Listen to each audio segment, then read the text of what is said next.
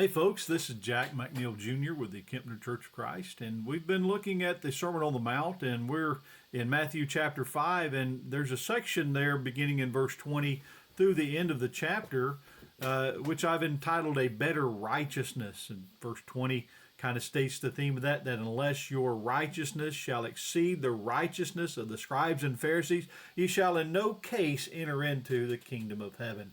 And so in this section, Jesus make a statement. You've heard that it was said by them of old, or something along that lines. And sometimes it's from the Old Testament scriptures, and sometimes it's a statement that's made by their tradition.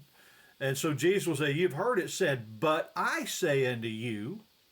And then he gives a better interpretation or a better way to embody that command, or that even some of the traditions.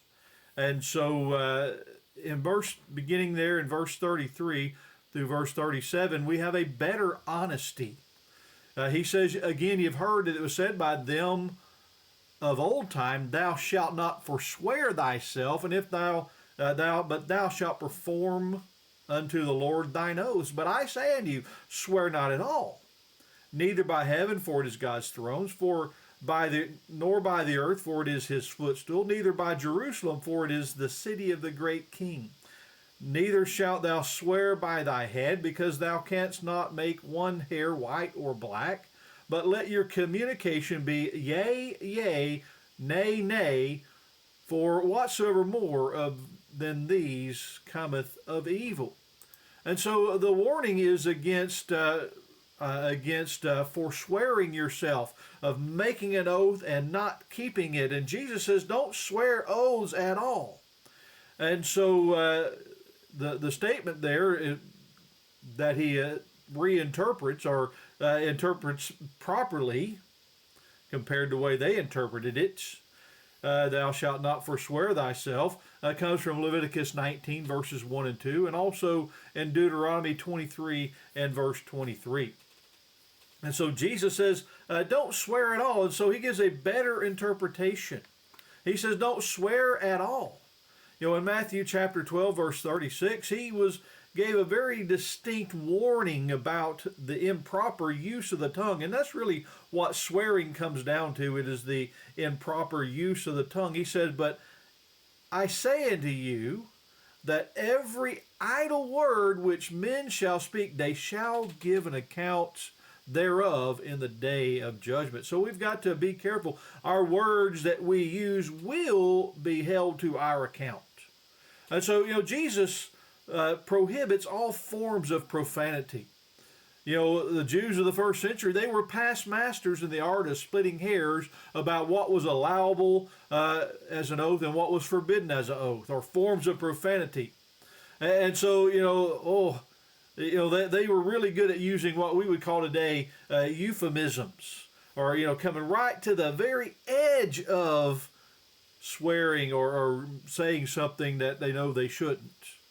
And so a lot of people are that way. We know there's some words, those cuss words, that we shouldn't use, and so we don't use them. But don't we use a lot of euphemisms? A euphemism is basically saying the same thing, but in a nicer way. But they always mean the same thing as the word that is being substituted. If the word being substituted is offensive, or it would be sinful to state the original word, then what about the euphemism? Would certainly also be wrong to state the euphemism. And so, many of these euphemisms, they rhyme with the substituted word. They may have the same number of syllables. They may start with the same letter. They may have the exact same sound with the addition or subtraction of one sound. And so they may start with the same letter. They may have the same sound. They may have the same rhythm when spoken. Some may even sound humorous. But they're substituting for words things we shouldn't be saying. Curse words. When you curse another person, there are euphemisms for that. Damn is a word that is a curse word. You are condemning someone when you say to damn someone, for instance. There's things that are just inappropriate to say. It's like I heard something said about comedians, is that, modern comedians, is that people aren't laughing with the comedian when they say a curse word. They're laughing at the comedian for publicly saying that which we know no right-thinking person should say.